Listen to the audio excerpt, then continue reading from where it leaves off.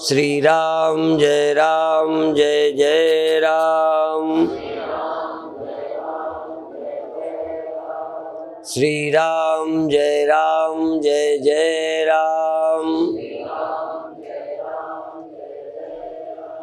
सच्चिदानंद भगवान की, सनातन धर्म की। किसी ने लिखा है, प्यारे प्रभु जी कहते हैं कि जब कोई ब्रह्मज्ञान को उपलब्ध होने वाला होता है तो 3 ब्रह्मज्ञानी सद्गुरु उसकी पहचान करते हैं और उसे आशीर्वाद देते हैं। क्या ये सच है? फिर आगे प्रश्न करते हैं, यदि हाँ तो आपको जिन 3 सद्गुरुओं के आशीर्वाद मिले हैं कृपा कर उनके बारे में बताकर अनुग्रहित करें। लोगों ने तो गिनती कर ली है, मेरी गिनती ही नहीं है कितने मुझे आशीर्वाद मिला है।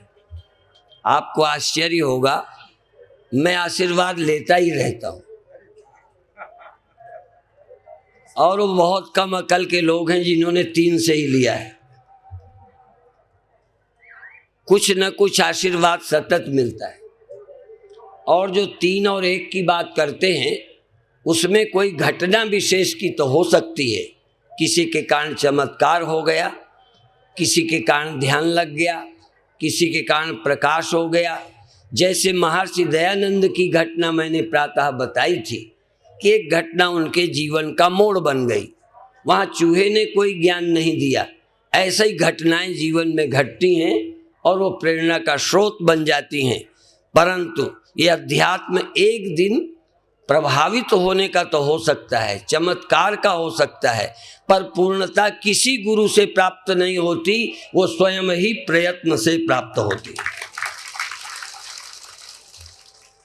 हमको गुरु का आशीर्वाद मिला है, एक का तो नाम आप जानते ही हैं, पर ये भी मैं कहता हूँ उनसे जो कुछ मिला उसी को आज हम अनुभव करते हैं। उस समय सुना था, अनुभव बाद में होता है।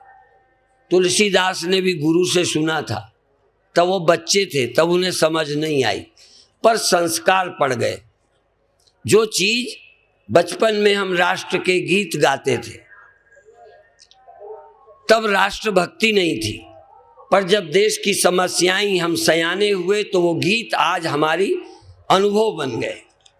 तो जब व्यक्ति मोक्ष चाहने लगता है सच्चे दिल से तो सुनी बातों को अनुभव करता है। ऐसा कुछ नहीं है जो गुरु ने नहीं सुनाया था, ऐसा कुछ नहीं है जो उपनिषद गीता में नहीं पढ़ा था, पर गीता और उपनिषद अब अनुभव होते हैं। अब मुझे लगता है जैसे उपनिषद हमारे अनुभव हैं। पहले उपनिषदों से हम चले, आज हमारी वाणी उपनिषद लगती है। हमें लगता ही नहीं कि हम उपनिषद नहीं बोलते। इसलिए धीरे धीरे, और मैं तो अब अपना एक अनुभव बता दूं, पत्र तो नहीं लिखा लेकिन 7 महीने में मुझे लगा मैं अपने एक मित्र को पत्र लिखूं कि 7 महीने में ब्रह्म ज्ञान होता है। और मेरे मित्र थे आर्य समाजी, नाई समाज में पैदा हुए थे, सिलाई का काम करते थे और कट्टर आर्य समाजी थे। और उस समय में कट्टर सनातन धर्मी मूर्ति पूजक था, लेकिन हमारी मित्रता थी। और वो मुझे कहते थे, पुजारी जी यदि आप संत बनना तो मुझे सूचना जरूर देना। और ऐसा हुआ, मैं संत बना, उनको मिला भी। तो मैं ये कहना चाहता हूँ कि 7 महीने में मैंने पत्र लिखने की सोचा लेकिन लिखा नहीं। फिर 2 साल बाद लगा, तब यदि मैं पत्र लिखता तो जल्दी होती। 2 साल में पक्का हुआ। फिर इसके बाद मैं अपने गुरुदेव के साथ 6-7 वर्ष रहा, कलकत्ता गया। ये बात मैंने वहाँ बताई तो वहाँ देवियों ने मेरे से पूछा कि अब कैसा लगता है। मुझे लगता है पहले से अब और ज़्यादा है, अब और ज़्यादा है। और आज भी अभी मुझे निष्ठा में गहराई दिनों दिन ज़्यादा मालूम पड़ती है। मैं कैसे कहूँ कि एक दिन कुछ हो जाता है। और फिर सभी संत जानते हैं, शुभेच्छा सुविचारणा तन्मानसा सत्वापत्ति असंशक्ति पदार्था भावनी तुर्यगा।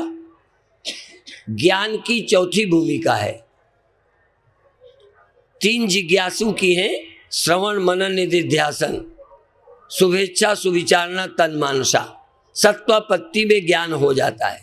3 ज्ञान के बाद होती है। तो यदि पूर्णता ज्ञान भी हो गया, यदि चौथी है तो 5वीं 6वीं 7वीं फिर होना ही ना चाहिए। इसका मतलब ज्ञान का प्रभाव मन में जितना बढ़ता जाता है उतना ही जीवन विशुद्ध शांत निर्मल होता जाता है। ज्ञान तो चौथी में होता है, पर 7वीं तक ज्ञान की ही महत्ता बढ़ती चली जाती है।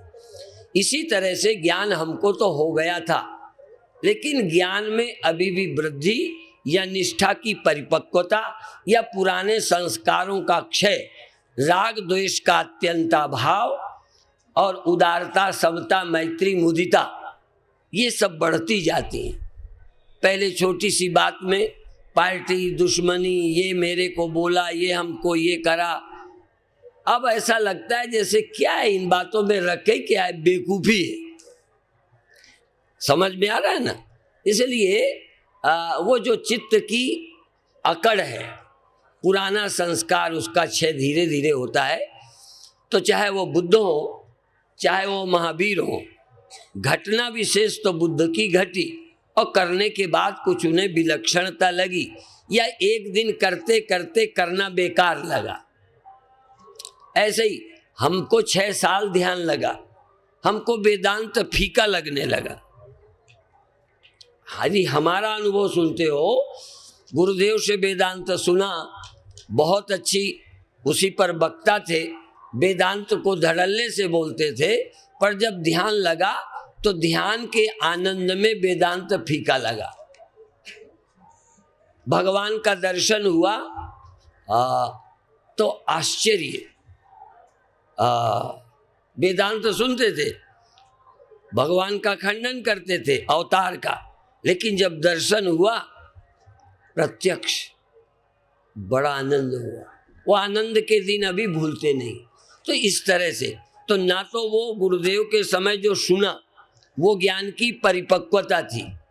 यदि मनोनाश वासना क्षय तब हो जाता तो भगवान दर्शन या तो होता ही नहीं, होता तो हमको कल्पना लगता। लेकिन अच्छा लगने का मतलब कुछ अज्ञान शेष था। दूसरा, सुनते सुनते दर्शन होते होते 6 साल हुए, 6 साल लगातार। लेकिन उन चमत्कारों का इतना आनंद था, पर जब चमत्कारों का आनंद खोया तो ऐसा लगा जैसे घी नीचे गिर गए। क्योंकि वो आनंद, असल में हम क्या है, दुनिया के लोग ज्ञान से उतना नहीं प्रभावित होते जितना आनंद से प्रभावित होते हैं। और आनंद किसी न किसी चमत्कार से होता है, जहाँ हमारी बुद्धि का दिवाला निकलता है। इसी तरह पूज्य अखंडानंद जी महाराज वृंदावन वाले एक चीज कहते थे कि चमत्कार न मानने वाले चमत्कार में ही फंसते हैं। उनका एक सोच था कि जो चमत्कारों पर विश्वास नहीं करता, बिल्कुल, यदि हो जाए तो फिर सरेंडर भी हो जाएगा। जैसे मैं मानता हूं कोई उड़ नहीं सकता, मान लो तुम उड़ जाओ, तो फिर क्या होगा? फिर तो कोई ज्योतिष को नहीं मानता और फटाफट कोई बताए जो तुम्हारे नरे द्वारा सारे बता दे, तो क्या करोगे? असल में न मानने वाले व्यक्ति ज्यादा प्रभावित होते हैं। विवेकानंद भी उन्हीं में है, जो रामकृष्ण परमहंस से प्रभावित हुए। और चमत्कार एक दिन घटा, लेकिन उस सत्य की निष्ठा के लिए बाद में तरसते रहे। इसलिए घटनाएं विशेष तो कभी भी घट, किसी संत की समीपता में, लेकिन स्पष्ट होने में, क्लियर होने में, निर्भय निश्चिंत होने में, संशय विपर्य रहित होने में, और किसी तरह की कमी का न खटकना, ये धीरे धीरे होता रहता है। जैसे बच्चे का एक अर्थ में जन्म पेट में हो जाता है और 1 महीने में माँ समझ जाती है, वो तो सबको पता है। आपको माँ समझ जाती है कि बच्चा हो गया, लेकिन बाहर आने में, जन्मने में, दिखने लगने में 9 महीने लगते हैं। इसी तरह से ज्ञान की संतुष्टि साधक को ब्रह्मनिष्ठ गुरु के पास हो जाती है, पर उसके परिपक्व होने में टाइम लगता है, इसलिए वो नए किसी गुरु का प्रयत्न नहीं है। यदि किसी माँ को 9 महीने बच्चे देने में लगे तो वो कोई माँ का प्रयत्न नहीं है और ना बाप का है, जो था वो पहले ही दिन था। इसी तरह गुरु का उपदेश जब साधक के मन में बैठ जाता है, उस दिशा में चिंतन चलने लगता है, फिर गुरु ना भी रहे। बहुत बातें तो गुरु के न रहने पर मुझे क्लियर हुई हैं, लेकिन मैं ये नहीं मानता कि वो गुरु जी के अलावा कोई चीज़ है। आज भी मैंने लगातार कई दिनों से अपने गुरुदेव के वचनों का ही स्पष्टीकरण किया, लेकिन इतना स्पष्ट पहले नहीं लगता था। जब वो कहते जिसमें ये सब है, जिस करके सब है, जो सब में है, जो सब में रहकर सबको देखता जानता है, सो हम सुनते थे, अच्छा लगता था।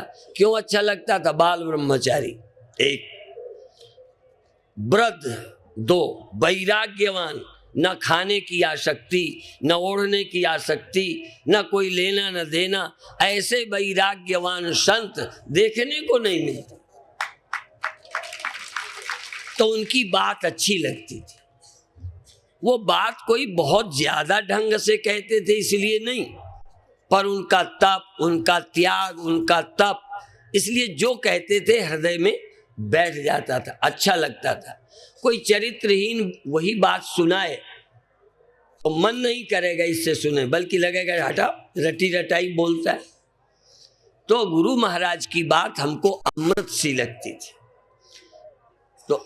तो और गुरु महाराज का क्या कहें, अभी अभी बात चल रही थी मिलने जुलने की, लाइन लगाने की। गुरुदेव तो रोड पर कोई मिल जाए प्रश्न कर दे तो हाथ पकड़ के वहीं समझाने लगते थे, और कभी कभी प्रश्न करने वाला घबराता था कि मैं कहाँ फंस गया। वो 100 वर्ष की उम्र में भी हाथ पकड़ के समझाने लगते थे। खड़े खड़े सुनने वाला थक जाता था, गुरुदेव नहीं थकते थे। और गुरुदेव जब एकदम शरीर वृद्ध था, चोट भी लग गई थी, तब लोगों ने कहा महाराज अब मत घूमो। तो वो कहते थे मुझे खाट में लेकर यदि दूसरी जगह जाना पड़ेगा तो खाट में जाऊंगा, लेकिन जब तक हूं तब तक मैं ये समझाना बंद नहीं कर सकता। लोगों के पास तो चेलों के लिए समय नहीं है, चेलों के कल्याण के लिए प्रश्नकर्ताओं के उत्तर देने का समय नहीं है। दुकान लगाए बैठे हैं, तो जिस जिज्ञासु के शंकाओं का समाधान गुरु को करना चाहिए, गुरु के पास शिष्यों के समझाने का समय नहीं, और गुरुदेव के पास समय ही समय समझाने का ही था, और कोई समय की जरूरत ही नहीं थी। यदि वो प्यासे हो और खड़े होकर समझाने लग जाएं तो समझाते। 2 महीने तक गुरुदेव को हमने देखा केवल मुनक्के को पीस देना और छान करके 1 गिलास पीना, 2-2 महीने इतने में वो रहे। कभी कभी महीनों महीनों उपवास करते थे, फिर भी सत्संग करते थे। और हम सबको क्या कहते थे? हम खुसरू खां की संतान नहीं है, ऐसे बोलते थे। हम वीर बहादुरों की संतान हैं, वीर हैं। और बिना लाउड स्पीकर के भी ऐसे बोलने लगते थे। हम लोग तो लाउड स्पीकर ना हो तो तुमको सुना ही नहीं सकते। बड़े बड़े यज्ञों में, अर्थात उनका शारीरिक बल, उनका संकल्प बल, उनका त्याग, अर्थात जिनके जीवन में पूरी निष्ठा होती है, उनकी बात का असर होता है। तो गुरुदेव से हम बहुत प्रभावित, लेकिन ये भी सच्चाई से कहते हैं कि बात अच्छी लग जाना, प्रभाव पड़ जाना और समझ जाने में बड़ा फर्क है। आप भी मेरे तर्कों से प्रभावित हैं, मुझे मालूम है, इसमें तुम मेरे चेले नहीं हो। तमाम स्त्रियां, गांव के लोग मेरे तर्क प्रवचन से प्रभावित हैं, लेकिन मैं ये नहीं मानता कि आज तुम्हें ज्ञान हो गया है। ज्ञान होना अपरोक्षानुभूति, अपरोक्षानुभूति, शंकराचार्य ने तो एक पुस्तक का नाम ही रखा अपरोक्षानुभूति। एक ग्रंथ का नाम रखा विवेक चूड़ामणि, अर्थात अपरोक्षानुभव। आप जानते हो अपरोक्षानुभूति भी दो तरह से होती। स्वप्न आपकी अपरोक्षानुभूति है, दुख सुख आपकी अपरोक्षानुभूति है। निद्रा, स्वप्न और जागने का ये अपरोक्ष है तुम्हें, इसमें कोई शक नहीं। स्वप्न हुए कोई शक नहीं, नींद आई कोई शक नहीं। अब सवाल है कि हम आत्मा है, ये अपरोक्ष। इसलिए दो बात, साक्षात अपरोक्ष अर्थात अपरोक्ष भी तो किसी से होगा। जैसे मैंने प्रातः पूछा था, इसे बोलेंगे प्रत्यक्ष। क्या बोलते हैं? मेरे हाथ में कुछ है, इसे आप प्रत्यक्ष देख रहे हैं अपनी आंखों से, ठीक? प्रत्यक्ष है। आपने स्वप्ने स्वयं देखे, वो हमें नहीं दिखा सकते। मैंने माला दिखाई, तुमको दिखी, ये भी तुम्हारे सब गवाही है। तुम कहोगे हाँ माला मेरे हाथ में है, मैं कहूँगा बहुमत का जमाना है, सिद्ध करो कि है, तो सैकड़ों आपके साथी मिल जाएंगे। प्रत्यक्ष में दूसरे भी वोटर आपके पक्ष में हैं, लेकिन अपरोक्षानुभव स्वप्न हुआ, तुम्हारे स्वप्नों का गवाही पड़ोसी। बोलो। मैं तो कहता हूं तुम्हारे स्वप्न गुरुजी को भी नहीं दिखते होंगे। तुम मन में क्या सोचते हो, क्यों चेला बने,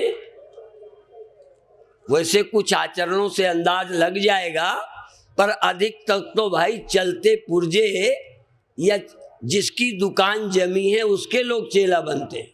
बात समझ में आए? क्योंकि उस दुकान का मुझे ब्रह्म मिले न मिले, पर सुविधा का जीवन तो चलेगा। कौन गरीब ज्ञानी का चेला बनेगा? इसलिए अमीर चाहे अज्ञानी हो उसके चेला बनेंगे, आश्रम में रहने को जगह मिलेगी। और तो और बताओ, मेरे गुरुदेव जी ने अपनी बात बताई।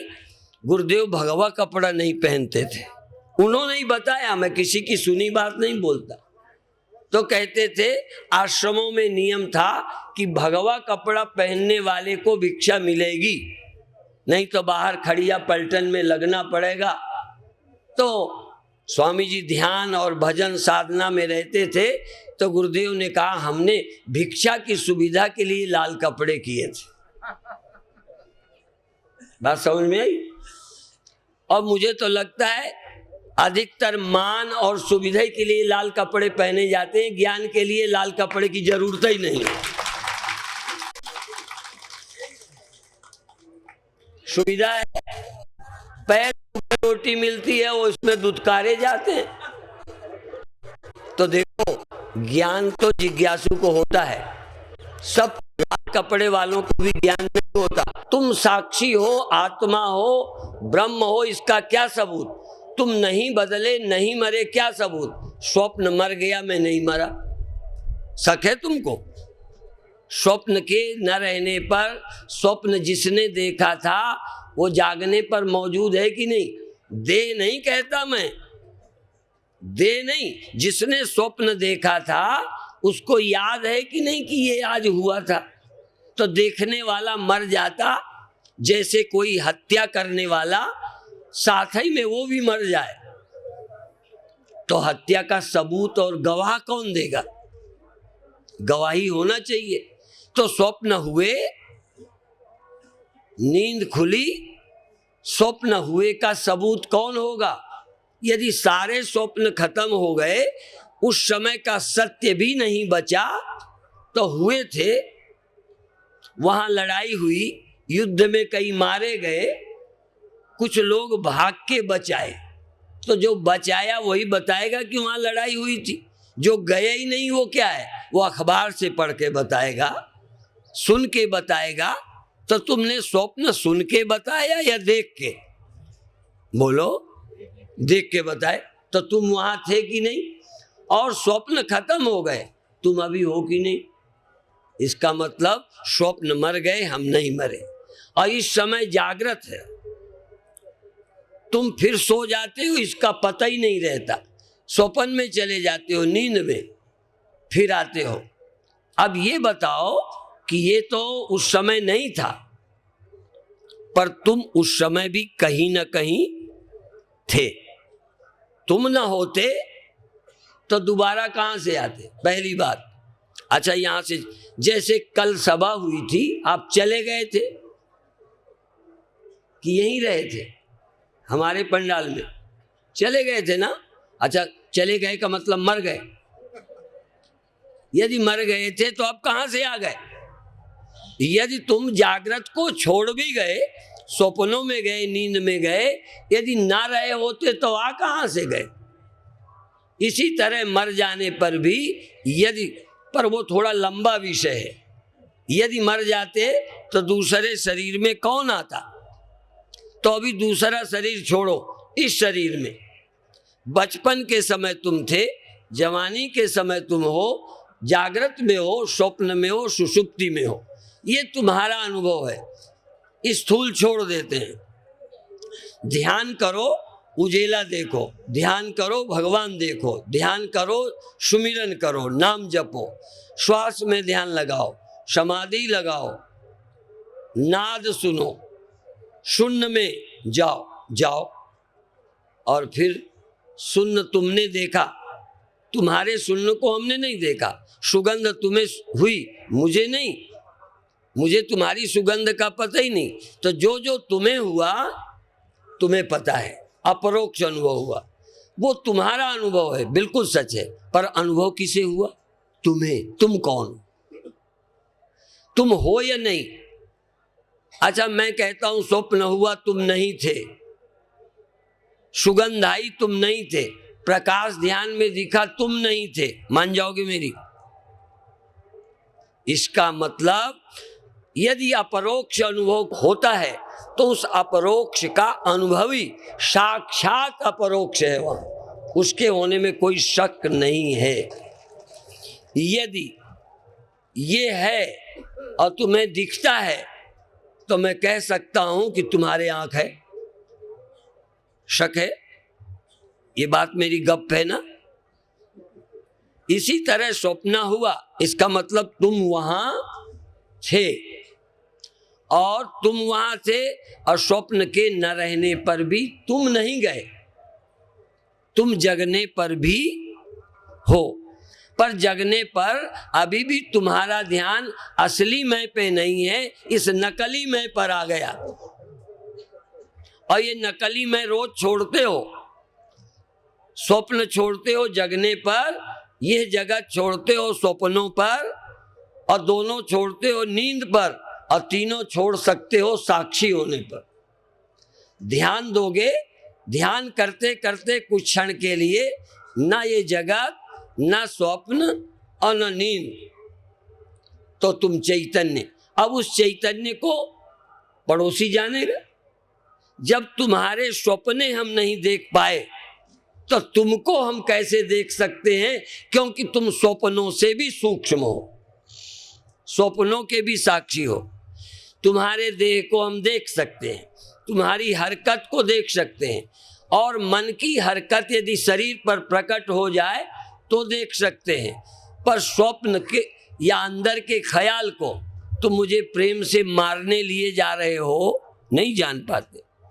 यहाँ कोई भला आदमी घूमता है, वो चोरी करने आया है, अपन समझ ही नहीं पाते। दूसरे का मन अपरोक्ष नहीं है, इसलिए अपने मन को हम जानते हैं। पर एक बात ध्यान देना है, मन को आप जानते हैं ये भी जानो। असल में इस मन का अपरोक्ष मुझे हो रहा है। आप ध्यान और करो ही नहीं, और इसके लिए बहुत प्रैक्टिस नहीं, सीधा छलांग लगाओ। मैं मांडूक्य उपनिषद पर कई बार बोल चुका। उस मांडूक्य उपनिषद का अर्थ है, जैसे कुएं का मेढक होता है, कूप मंडूक, मंडूक से मांडूक के बना है। तो मंडूक क्या करता है, कोई खतरा हो तो एकदम कूद जाता है, जंप करता है। ऐसे ही आप आदमी, इंद्रियां, मन छोड़ो, एकदम जंप करो कि मन को कौन जानता है। अच्छा, तुम्हारे मन को तुम्हारे अलावा कौन जानता है? मन बड़ा विचित्र है और दूसरे का मन दूसरे को अपरोक्ष नहीं है, अनुमान तो होता है। इसीलिए योग दर्शन में बोलते हैं कि दूसरे मन को योगी जान जाता है। लेकिन उसमें भी दो तरह का, जैसे ज्योतिषी बताता है उसका बताना गणित है, अनुभूति नहीं। पर जब मुझे दर्द होता है तो सिर्फ जानता ही नहीं हूं, अनुभूति है, सुख की अनुभूति होती है, स्वप्न का अनुमान नहीं, स्वप्न की अनुभूति होती है। और ध्यान दो तो स्वप्नों का साक्षी भी मालूम पड़ेगा। कौन? मैं। स्वप्न का साक्षी मैं हूं, मन का साक्षी मैं हूं, वृत्तियों के परिवर्तन का साक्षी मैं हूं। यदि आप स्थूल की तरफ न जाएं, सीधा साक्षी होके बैठ जाए, सीधा साक्षी, डायरेक्ट। और साक्षी शब्द का अर्थ ही है जो परंपरा से नहीं देखता। देखो, इसके आप साक्षी नहीं है, फिर जरा ध्यान दें क्यों नहीं है। इसको आप डायरेक्ट नहीं देखते, इसके देखने में मन साथी है, इंद्रियां साथी हैं। तो जिसका सहयोग लेते हैं, जैसे हम मन के द्वारा इंद्रियों, फिर इंद्रियों के विषय को, जैसे शीशे का धूप में लगा दें और तुम पर रिफ्लेक्शन डालें तो तुम रिफ्लेक्शन से प्रकाशित हो। रिफ्लेक्शन सूर्य का है, पर फिर भी सूर्य सीधा तुमको नहीं प्रकाशता, शीशे के थ्रू प्रकाशता है। इसलिए प्रकाशक सूर्य होते हुए उसका साक्षी नहीं है, साक्षी है सिर्फ वो आभास का। सूर्य आभास को सीधा प्रकाशता है, आभास के थ्रू औरों को प्रकाशता है। तो सूर्य किसका साक्षी है? आभास का। और आभास जहां पड़ता है सूर्य उसको भी प्रकाशता है, पर किसके थ्रू? आभास के थ्रू। और जहां आभास नहीं है वहां नहीं प्रकाशता। जैसे हजारों शीशे हों, एक जगह वो किसी औरत को प्रकाश रहा, एक जगह किसी भैंस को प्रकाश रहा। यहाँ हम लाइट वो लगा दें शीशा तो प्रकाशित किसी और को। तो सूर्य एक होते हुए कभी वो किसी को प्रकाशेगा, कभी किसी को। क्यों? शीशा जिधर होगा उधर को प्रकाशने लगेगा, सूर्य नहीं मुड़ता। इसी तरह साक्षी वही, पर कभी जगत को प्रकाशने लगता है, कभी वो स्वप्नों को प्रकाशने लगता है, कभी ध्यान और समाधि का अनुभव करने लगता है। क्यों? क्योंकि जिधर को चित्त वृत्तियां हो गई उधर ही प्रकाश हो जाता है। मांडूक्य उपनिषद कहता है, यत्र सुप्तो न कंचन कामम कामयते तत्सुसुप्तम। और ज्ञान की, समाधि के ज्ञान का वर्णन करते हुए, नान्ता प्रज्ञम न बहिष्प्रज्ञम नोभयता प्रज्ञम न प्रज्ञम न अप्रज्ञम, न बहिष्प्रज्ञ न अंतः प्रज्ञ न उभयता प्रज्ञ न प्रज्ञ न अप्रज्ञ। माने जहां वृत्तियों का विषय कोई नहीं है, प्रज्ञ नहीं है, वहां जो चिन्ह मात्र सत्ता है, संबिति मात्र, वो आत्मा है। तो आप फिर जरा आज अपरोक्ष की बात चल पड़ी। आप जब किसी को जानते हो तब आप उसके ज्ञानी हो। इस आप किसके ज्ञानी हो? बोलो। माला के। और आंख के नहीं। इसी तरह से आप अपने चैतन्यता का प्रयोग और के जानने में लगाए हुए हो। यदि और के जानने की इच्छा छोड़ दो तो ज्ञान स्वरूप तुम विद्यमान ही हो। शायद ये पकड़ में जल्दी अभी नहीं आए। तुम और के जानने की इच्छा छोड़ दो तो तुम चेतन हो, तुम्हें अपने चेतन होने में संदेह नहीं है। मान लो अभी सुनते हो तो चेतन हो, पर तुम कान को चेतन मान रहे हो। सुनने के कारण तुम कान को चेतन कह रहे हो, देखने के कारण आंख को चेतन कह रहे हो, और इसी तरह से अन्य इंद्रियों के कारण चेतनता आपने इंद्रियों को बेच दी है। पर यदि आप सुनना छोड़ दो या सुनने की जरूरत ना हो, देखना छोड़ दो, देखने की जरूरत ना हो, तो क्या बिना देखे तुम चेतन नहीं हो? कैसे समझाऊं कि आंख ना हो और कुछ ना देखो, देखने की इच्छा भी ना करो तो चेतन हो? सुनो नहीं, कान नहीं हो तो चेतन हो, और कुछ नहीं जानो तो तुम चेतन हो। मेरे गुरुदेव कहते थे, ये सूत्र था, और पूज्य ब्रह्मलीन स्वामी अखंडानंद जी वृंदावन वाले और ब्रह्मलीन हमारे गुरुदेव। एक बार स्वामी अखंडानंद जी वृंदावन वालों ने पूछा कि हम अल्पज्ञ हैं, अज्ञानी हैं, ऐसे आजमाने के लिए। तो गुरु महाराज कहते हैं, अज्ञान को किसने जाना? तो तुम अज्ञानी हो ही नहीं सकते। दूसरा, मेरे गुरुदेव से हरिगिरि जी महाराज हिमाचल बकलो, वो एक बार कानपुर आए। गुरु महाराज का नाम सब लोग सुनते ही थे। गुरु जी को सम्मान से सभी मंडल के लोग देखते थे, आयु से भी, तप से भी, त्याग से भी, और चेलों की संख्या से भी। हर तरह से गुरु प्रसिद्ध थे। तो गुरु जी को मिलने गए कानपुर आश्रम में। उन्होंने पूछा, ज्ञानी को संदेह होता है कि नहीं? तो गुरुदेव ने पूछा कि व्यवहारिक रूप में कि पारमार्थिक? यदि तुम व्यवहारिक कहते हो तो संदेह होता है। हम ट्रेन पकड़ने जाते हैं, कभी कभी लेट होते हैं तो शंका होती है गाड़ी मिलेगी कि नहीं मिलेगी। बात समझ में है? संदेह होता है, टाइम पे पहुंचेंगे कि लेट हो जाएंगे, संदेह होता है। पर हमको अपने स्वरूप के विषय में संदेह नहीं है। हमें अपने आप के विषय में शंका नहीं है, इसलिए संशय विपर्य रहित है। व्यवहार में संशय होता है।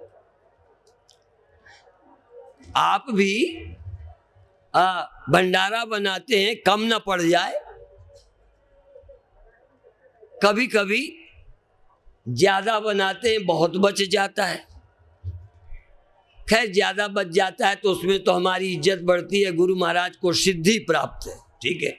हाँ, गड़बड़ तो घटने में है कि गुरु जी की सिद्धि ही चली जाएगी।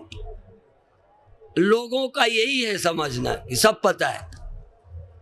तो मेरे गुरुदेव कहते थे, और इसी तरह पूछा, विक्षेप, व्यवहारिक रूप में कभी कभी किसी की गड़बड़ी से विक्षेप, बुराई, यहाँ किसी की चोरी हो जाए तो हमें अच्छा लगेगा ना? बोलो, तो बुरा तो नहीं लगना चाहिए संत को। फिर खुशी मनाओगे क्या? तो देखो, गुरुजी बहुत व्यवहारिक थे। समाज के बिगड़ने की पीड़ा संत को होती है। इसीलिए हमारे यहाँ एक गीत संत गाते थे, दिखावें किसको अपने दिल के घाव। अपने दिल के घाव किसे दिखाएं? जैसा हम देश देखना चाहते हैं वैसा भी नहीं है, क्या करें? तो संतों की कुछ पीड़ाएं हैं। और एक जगह तो हमने ये भी सुना, कबीर साहब ने कहा, जरा तुम भी सुन लो, सुखिया सब संसार, कुछ ने तो कहा दुखिया सब संसार, लोगों ने कहा दुखिया सब संसार। क्या है सब संसार? थोड़े थोड़े सब दुखी, सुखी राम के दास। और कबीर साहब कहते हैं, सुखिया सब संसार, खावे और सोवे, खा लेता है सो जाता है। सुखिया सब संसार खावे और सोवे, दुखिया दास कबीर जागे और रोवे। जितना जानकार होता है उतना ज्यादा पीड़ित है। क्यों? ये ऐसा होना चाहिए, ऐसा होना चाहिए। बुद्धू हो कुछ नहीं, इसलिए यश्च मूढ़ तमोलोके यश्च बुद्धे परम गता ताव बहु सुख में देते क्लिश्यत्यंतरितो जना। या तो अत्यंत मूर्ख सुखी है या परम ज्ञानी, ये बीच वाले ही दुखी है। परम ज्ञान को जो उपलब्ध हो गए, सदा आत्माराम है, विवेक वैराग्य ज्ञान संपन्न है, उनको कोई चिंता नहीं। पर फिर भी गुरुदेव देश की चिंता करते थे। गौरक्षा आंदोलन में जब जेलों में गए, उस दिन कानपुर के सम्मेलन से गुरुदेव रिजर्वेशन कराने पर वहाँ पहुँचे थे।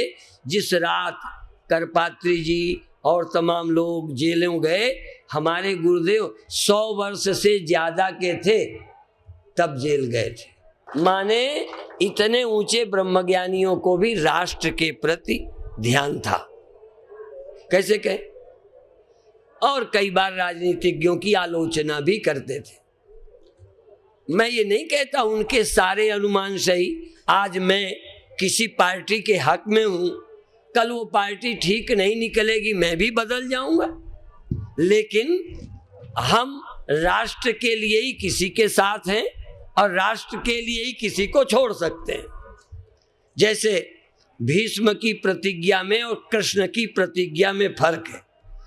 भीष्म ने प्रतिज्ञा की, प्रतिज्ञा नहीं छोड़ते। बात समझ में आई? प्रतिज्ञा भीष्म नहीं छोड़ते और युधिष्ठिर झूठ नहीं बोलते। कृष्ण भगवान की भी प्रतिज्ञा थी कि मैं निहत्था रहूंगा, शस्त्र नहीं उठाऊंगा, पर भगवान ने उठा लिया चक्र। तो भगवान झूठा है ना? प्रतिज्ञा छोड़ दी ना? तो देखो, भगवान से पूछो कि तुमने प्रतिज्ञा छोड़ दी, तो कहते हैं मैंने भक्तों की रक्षा की भी तो प्रतिज्ञा की थी। यदि मेरी कोई प्रतिज्ञा छोड़कर भक्त की रक्षा होती है तो रक्षा पहले करूंगा, अपनी प्रतिज्ञा की परवाह नहीं करूंगा। प्रतिज्ञा कोई लक्ष्य है क्या? इसी तरह संत बिनोवा से लोगों ने पूछा, ये बहुत सच्ची घटना है। संत बिनोवा पैदल चलते थे। जैसे भीष्म का अर्थ दृढ़ प्रतिज्ञा नहीं होता, पर भीष्म के साथ जुड़ने से भीष्म प्रतिज्ञा। इसी तरह हरिश्चंद्र, हरिश्चंद्र का मतलब सत्यवादी, जो स्वप्नों के सत्य को भी मानता है, इस ऐसा सत्यवादी हरिश्चंद्र। तो कोई थोड़ा सत्य बोले, अच्छा हरिश्चंद्र बन रहे हो। इसी तरह अच्छा भीष्म, भीष्म बन रहे, प्रतिज्ञा। ऐसे ही बिनोवा जी को उनके रहते हम लोग बोलने लगे थे, थोड़ा पैदल यात्रा करे, अच्छा विनोवा हो रहा है, विनोवा। तो उन्होंने एक दिन कार पकड़ ली, पत्रकारों ने घेर लिया कि इतना आप हरिश्चंद्र की तरह बिनोवा का नाम होता। पैदल चलने वाला माने बिनोवा, प्रतिज्ञा करने वाले माने भीष्म, सत्य बोलने वाला हरिश्चंद्र। तो आपने सारा चौपट कर दिया। तब बिनोवा ने भी यही कहा कि मैंने समाज के काम के लिए पैदल चलने की प्रतिज्ञा की थी, पर आज न चल पाना मेरे काम में बाधा है। मेरी काम के लिए प्रतिज्ञा थी, प्रतिज्ञा मेरा कोई काम नहीं है। प्रतिज्ञा काम नहीं होता जिंदगी का। लक्ष्य राष्ट्र निर्माण है। तो देखो, हमारा भी सबका लक्ष्य राष्ट्र है, पार्टी नहीं। हमारा लक्ष्य मंदिर है। किसी का लक्ष्य कुर्सी होगी, हमारा लक्ष्य मंदिर है। हमारा देश की संस्कृति है। यदि विदेश भी हम जाते हैं तो हमारा ख्याल भारत के लिए रहता है। भारत के स्कूल, भारत की सभ्यता, भारत की संस्कृति, क्यों? ये विश्व गुरु रहा है। और आज भी यदि थोड़ा सा ये समझ जाए राजनीतिक माहौल से, तो आज भी भारत के पास वो विद्या है। यहाँ ईसाई लोग हमारे गरीब को छांटते हैं। ये 500 एकड़ जमीन की मालिक है बेलरी, समझ में आए? वहां हमारे नाम के आश्रम वो बना रहे हैं, हम नहीं बना रहे। अभी अभी विदेशी एक आया, कहता है मैं बहुत बड़ा कार्यक्रम करूंगा, यहाँ के लोग सब खाली हैं, इनके पास कुछ नहीं है, तो देखो हम वहाँ के अमीर को चेला बनाते हैं, क्योंकि हमारे पास वो विद्या है जो उनको जरूरी है। पर भारत के वो गरीब को कोई धर्म देकर नहीं, कोई ज्ञान देके नहीं, कोई बड़ी भारी कोई साइंस देके नहीं, भोले भालों को रोटी देके इलाज देकर ईसाई बनाते हैं। यदि रजनीश गए, महेश योगी गए, तो इनके कोई गरीब चेले बने? सब अमीर बने। क्यों? इनके पास कुछ देने की दम है। भारत के पास आज वो विद्या है कि विश्व का गुरु आज बन सकता है, पर भारत के राजनीतिज्ञों की नपुंसकता और हिजड़ापन भारत के गौरव को बढ़ने नहीं दे रहे हैं। हमारे जैसा व्यक्ति, फिर सुन लो, हम अंग्रेजी नहीं जानते, तुम्हें सबको पता है, ये हिंदी नहीं जानते, क्या है हमारे पास? समझ में आया? क्यों प्रभावित है? जरूर भारत के पास, भारतीय संतों के पास कुछ है, चाहे वो महेश योगी जाएं, चाहे लहड़ी महाशय वो योगानंदा जाएं, चाहे विवेकानंद राम तीर्थ जाएं, चाहे आज के चिन्मय मिशन के लोग जाएं, चाहे किसी और योग के रास्ते से लोग जाएं, वहाँ योग की पुस्तकें, वहाँ योगी साधु की बड़ी इज्जत है, सम्मान से देखा जाता है। तो मैं ये कहना चाहता हूँ कि भारत का आज भी सम्मान है। और तो छोड़ो, भारत की लड़कियों का अभी भी विदेश में विश्वास है कि छोड़ेगी नहीं। वहाँ की लड़की का विश्वास नहीं है कि कितने बदलेगी। आज भी भारत की संस्कृति, भारत का कुटुंब, भारत की विद्या आज भी सम्मानीय है। और भारत के लोग जो अमेरिका हैं, वो आज नंबर 1 का काम, वहाँ की साइंस ये, वहाँ के कंप्यूटर ये, वहाँ के होटल ये, वहाँ के स्कूल कॉलेज ये चलाते हैं। अर्थात यहाँ का आदमी अब भी वहाँ गुरु बनकर रह रहा है, कम नहीं है। लेकिन यहाँ लोगों को, यहाँ के साइंटिस्ट को यहाँ सम्मान नहीं, यहाँ के संत को, यहाँ की राजनीतिज्ञों में सम्मान नहीं, पर यहाँ के संत का आज भी विदेशों में सम्मान है। इसलिए आप घबराओ मत, थोड़ा सावधान हो जाओ। आज भी भारत विश्व का मार्गदर्शन कर सकता है, पर तुम राजनीतिज्ञों के कहे भटको नहीं। तो यदि तुम ही भटक गए तो फिर क्या होगा? एक दृष्टांत हमने एक दिन दिया था कि एक कुतिया के 5 बच्चे हुए। 5 होते हैं, सूरिया के 12 लगभग। 5 बच्चे हुए।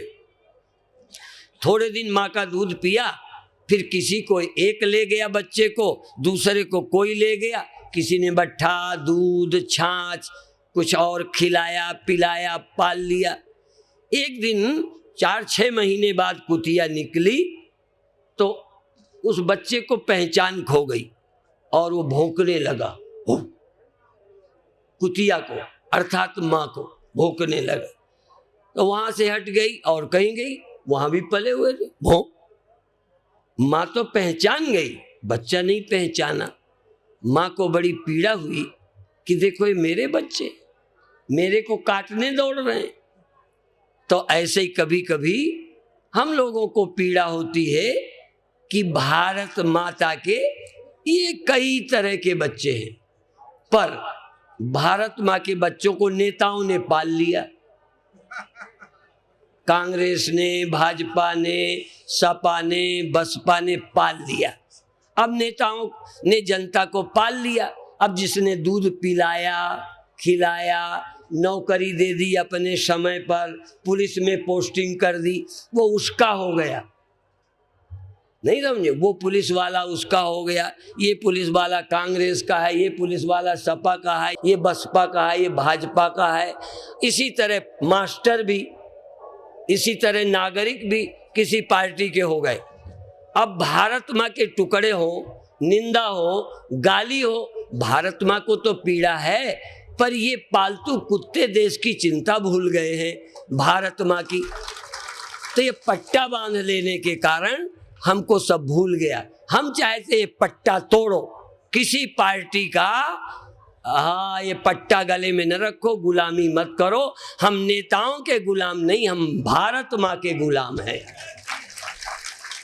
हम भारत के लिए मरेंगे, भारत के लिए जिएंगे, हम किसी पार्टी के नहीं हैं। इसलिए इस देश की संस्कृति, सभ्यता, अध्यात्म का गौरव और दुनिया में और कई अच्छाइयाँ अन्य मुल्क में भी हैं, मैं झूठ नहीं बोलता, लेकिन इस देश का आध्यात्मिक चिंतन जितना ऋषियों ने किया है विश्व में किसी ने नहीं किया।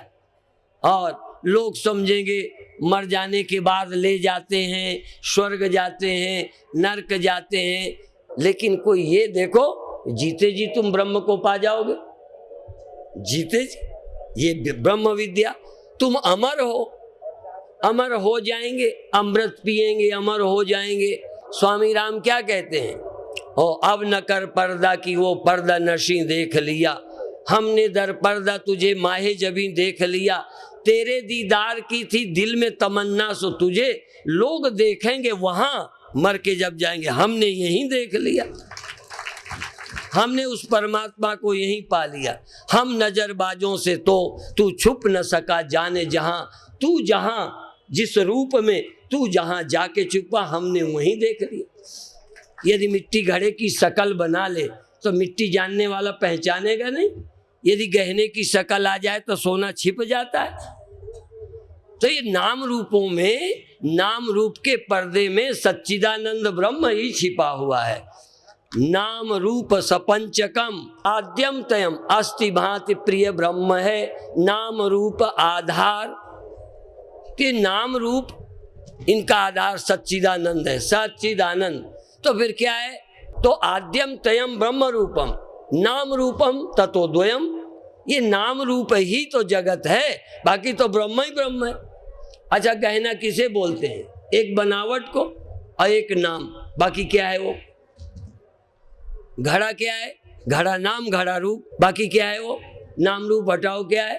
तो ये नाम रूप का पर्दा हटा कर देखो, तो स्वामी राम तो कहते हैं पर्दा भी मत हटाओ, पर्दा, अब वो शकल मिटाएं तब सोना होगा। अज्ञानी को तो शकल मिटाने पर सोना लगता है, अज्ञानी को घड़ा तोड़ने पर मिट्टी लगता है, पर जो पहचानता है कहते तोड़ने की भी क्या जरूरत, मिट्टी तो वो है ही। तो नाम रूप क्या मिटाएं, ज्ञानी के लिए नाम रूप में सिया राम मैं करूं प्रणाम जोरी जुग पानी, इसलिए स्वामी राम ने ये कहा। और स्वामी राम ने तो और गजब की बातें कही, वो कहते हैं वो अपने आप को कहते हैं मैं न बंदा था न खुदा था, क्योंकि अविद्या के कारण बंदा है, देहाभिमान के कारण बंदा है और माया के कारण खुदा है। वो क्या कहते, माया कार्य रूप जीव है, कारणोपाधि ईश्वर, कार्य कारण की उपाधि छोड़ो ब्रह्म। तो कहते हैं मैं न बंदा था, पहले मानता था पर निकला खोजा, मैं न बंदा था न खुदा। कई लोग खुदा कहने में बड़ी रुचि लेते हैं, मैं ईश्वर हूँ। स्वामी राम ने बहुत जगह खंडन किया है कि ये उपाधि के बल से जब तुम ईश्वर कहोगे तो उपाधि की सामर्थ्य कम ज़्यादा होगी, वो टिकेगी नहीं, इसलिए ईश्वर है मत कहो। मैं न बंदा था न खुदा था, मुझे मालूम न था, दोनों इल्लत से जुदा था, मुझे मालूम न था। वजह मालूम हुई तुमसे न मिलने की सनम, क्या वजह थी भाई, क्यों नहीं मिल पाए? वजह मालूम हुई तुझसे न मिलने की सनम, मैं ही पर्दा बना था, मुझे मालूम न था। मैं ही पर्दा था परमात्मा में। और इसीलिए और भी कहते हैं अरे भाई खुद ही पर्दा है, निर्मल बंदा वो खुदा में, और खुद ही न जाए तो बंदा खुदा नहीं होता। और हमारे गुरु भाई बोलते थे सफा को मिला जब सफा को मिला जब, सफा हो गया मैं, खुद ही मिट गई खुद, खुदा हो गया मैं, खुद ही आप ही मिट गई। जब मैं खुदा को पाया खुद ही मिट गई। जब घड़े ने मिट्टी को पाया, घड़े की कल्पना आप ही खो गई। ये जो मैं व्यक्ति बन के बैठा हूँ, ये नर बने थे नारायण होने के लिए, पर नर होना ही नारायण होने में बाधा बन गए। इसलिए समझ का काम है, ध्यान दोगे तो अपना जीवन धन्य होगा। अपरोक्षानुभव, फिर आप देखने की इच्छा छोड़कर चेतन हो। आंख रहे पर देखने की इच्छा न करना, और फिर देखना तुम हो कि नहीं। अभी जल्दी नहीं पकड़ आएगा। जानने की इच्छा छोड़ो, तुम चेतन हो कि नहीं। जब जानना चाहते हो तो कहोगे हम अज्ञानी हैं, वो नहीं देख पाए, यहाँ नहीं देख पाए। अच्छा मान लो मेरे कान ना हो, आंख है तो देखता हूं पर सुनता नहीं, तो जहाँ कान है वहाँ चेतन नहीं है। मान लो बहरा हूं तो शब्द नहीं सुनाई देता, लेकिन चेतनता यहाँ नहीं है। अर्थात आंख नहीं है चेतन है, कान नहीं है चेतन है। इसी तरह से बुद्धि जानना नहीं चेतन है। चेतन किसी को जानने के कारण नहीं है, और अभी तक हम जानते हैं, कुछ देखते हैं इसलिए मानते हैं चेतन है। जिस दिन ये हम जान लेंगे कि हम किसी को जानने के कारण चेतन नहीं है, और किसी जानने के कारण हम ज्ञाति, इसीलिए दो बातें, अल्पज्ञता और सर्वज्ञता। अल्पज्ञता जीव, सर्वज्ञता ईश्वर। वेदांती कहते हैं हम चेतन हैं, ना हम अल्पज्ञ हैं ना हम सर्वज्ञ हैं। सर्वज्ञता भी झूठी है, अल्पज्ञता भी झूठी है। वो माया की है या विद्या की है। ये इंद्रियों के कारण इतना ही सुनते हैं। कई लोग ज्यादा सुनते हैं, कई दूर तक सूंघ लेते हैं। ये इंद्रियों की सामर्थ्य कई बार पशुओं में ज्यादा है, आपसे ज्यादा है। भगवान ने उनको अकल नहीं दी तो इंद्रियां बहुत तेज कर दी। ये मादा प्रजनन के लायक है, वो नाक से जान जाती। अब ये क्या है, किसने पढ़ाया? और जब तक वो इस तरह के लायक नहीं होती, नर पशु साथ रहता है, नर पशु साथ रहता है, काम वासना नहीं आती। पशुओं में हमसे कई खूबियां हैं। यदि मैं खूबियां गिनाऊं तो मनुष्य रद्दी निकलेगा। और फिर कई लोग कविता में कहते हैं, मयूर के पंख तुम सजते फिरते हो वैसे ही सुंदर, हिरणों की आंख तुम्हारी तुलना उनसे की, सिंह की कमर, गजगामिनी, माने तुम सब जानवरों से मिलाए जा रहे हो।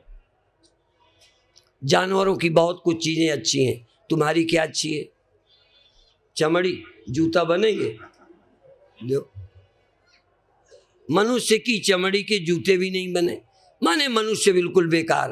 पर एक इसमें खूबी है कि ये सारे सृष्टि के रहस्य को जान सकता है और कोई नहीं जानता। जानवर सृष्टि के रचयिता मालिक को नहीं जानता, उसकी महिमा को नहीं समझता। किसने बनाया? बनी बनाई घास खाता है, बना बनाया पानी पीता है, बनी बनाई माँ का दूध पीता है। पर ये सब कहाँ से आया? कहते जानने की क्या जरूरत। ऐसे ही कई मनुष्य भी, और कुछ तो था नहीं, पर नास्तिक मनुष्य में जो थोड़ा भगवान के विषय में विचार करता वो भी नहीं, इसलिए ये राक्षस है, जानवर भी नहीं। तो अब आप आंख बंद करें, ध्यान करें थोड़ी देर। आप कुंभक करें, श्वास भर के रोकें और सारा ध्यान आंख पर ले जाएं। श्वास लंबी, थोड़ी देर रोके, जितनी देर आराम से रुके। हार्ट के पेशेंट ना रोके या बहुत थोड़ी देर रोके, बाकी खूब लीजिए, रोकिए, बेचैनी नहीं करिए, लीजिए आनंद से। कुछ देर तक जरूर रोकिए और शरीर पर क्या प्रभाव पड़ता है श्वास का अनुभव करिए। शरीर रूपे गुब्बारे में हवा भर दी, शरीर तन गया, हम अनुभव कर रहे हैं, और फिर छोड़ दिया, शरीर रिलैक्स हो गया। श्वास छोड़ी, शरीर ढीला हो गया, श्वास भरी, शरीर तन गया। आप क्या कर रहे हैं? जान रहे हैं। जो जानने में आए जान रहे हैं, नहीं आए तब भी हम जानने वाले हैं। जरूरी नहीं कि आंखों के बिना दिखे, नहीं दिखता तो क्या हम चेतन नहीं हैं? यदि दूर का नहीं सुनाई देता तो क्या हम चेतन नहीं हैं? हम सजग हैं, चेतन हैं। आप सारे शरीर के दृष्टा हो, श्वास भरो, शरीर के दृष्टा बन जाओ। नखशिख शरीर को जानो, नखशिख पैर से सिर तक शरीर को जानो, शरीर की एक एक नस नाड़ी को जानो। श्वास भरो तब जानते रहो, श्वास निकालो तब जानते रहो। रिलैक्स कर दो, श्वास निकालो तब शरीर बिल्कुल ढीला थैला गुब्बारा, हवा भरा गुब्बारा, हवा निकल जाने पर गुब्बारा। ट्यूब में हवा भर दी, अब हवा निकाल दी, हवा भर दी, हवा निकाल दी। इस ट्यूब का ख्याल करो, रबड़ का ट्यूब, चमड़ी का ट्यूब, और सब भूल जाओ। शरीर के अलावा सब भूल जाओ। शरीर है, श्वास भर दी, एक गुब्बारा, इसमें हवा भरी, थोड़ी देर रोकी और निकाल दी। शरीर कैसे फैला? जब श्वास रोकी, शरीर में क्या होता रहा? शरीर में श्वास रुकी है, क्या हो रहा है चमड़ी में, क्या हो रहा है इस गुब्बारे में, जानते रहो। फिर श्वास छोड़ो, गुब्बारा रिलैक्स हो गया, शिथिल हो गया। तुम जानो, तुम जानो, तुम जानो। बहुत अच्छे, तुम जानते रहो। और अब कुछ भी न जानो तब भी तुम जानने वाले हो, बस इतना। सब कुछ जानने में आए कोई हर्ज नहीं, वो तो जान दो।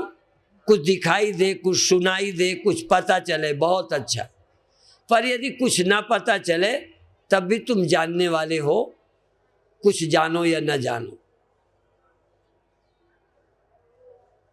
चेतन मैं हूं, शून्य है तो, शरीर है तो, हलचल है तो, क्रिया है तो, निष्क्रियता है तो, कुछ भी है, तुम जानने वाले हो। चेतन, चेतन, चेतन। और ये चेतन अलग अलग जो लगता है, ये मन और बुद्धि के सीमितता के कारण है। यदि मन, बुद्धि और अहंकार त्याग कर दें, मनोबुद्धि अहंकार चित्तानि नाहम, न च श्रोत जिह्वे न च घ्राण नेत्रे न च व्योम भूमिर न तेजो न वायु चिदानंद रूपा शिवोहम शिवोहम। मन, बुद्धि, चित्त, अहंकार, इंद्रियां हम नहीं है। फिर आप हैं कि नहीं? आँख है पर हम आँख नहीं, कान है हम कान नहीं, मन है पर हम मन नहीं। या यूं कहो, हम परमानेंट हैं, आँख परमानेंट नहीं। घड़ा है सदा नहीं, मिट्टी सदा है। शकोरा है सदा नहीं, मिट्टी सदा है। ऐसे ही आँख सदा नहीं, कान सदा नहीं, देह सदा नहीं, मन सदा नहीं, जागृत सदा नहीं, स्वप्न सदा नहीं, नींद सदा नहीं। फिर सदा कौन? सदा आनंदमय, सदा सदा सर्वदा, ओमनी प्रेजेंट, ओमनीसिएंट। तुम सर्वत्र। जानने का संकल्प छोड़ दो, पाने का संकल्प छोड़ दो, करने का संकल्प छोड़ दो। तुम अभी हो, तुम अभी हो। करके नहीं होगे, कुछ पाके नहीं होगे, सब छोड़ दो, तुम हो ही चेतन। तुम सहज चेतन। अब कुछ जानोगे तो उसके जानने वाले कहे जाओगे, जब किसी को न जानोगे तब भी चेतन तो हो ही। किसी को न जानो, देखोगे देखने वाले, सुनोगे, सुनने वाले, जानोगे, जानने वाले, ये बुद्धि इंद्रियों के धर्म है। चेतन तुम्हारा स्वधर्म है, चेतन स्वधर्म है, चेतन स्वरूप है। तुम अपनी सत्यता को जानो। अब एक भगवान का नाम संकीर्तन बैठे बैठे सुनते या करते हुए फिर यहाँ से जाएंगे। अभी भगवान के नाम का संकीर्तन आप बैठे बैठे शांत रहते या सुने या बोलते भी रहे, लेकिन होश से बोलो तब भी चेतन, सुनो तब भी चेतन, हिलो तब भी चेतन। एकाग्र हो जाओ, हिलते रहो, एकाग्र हो, बोलते रहो, सुनते रहो।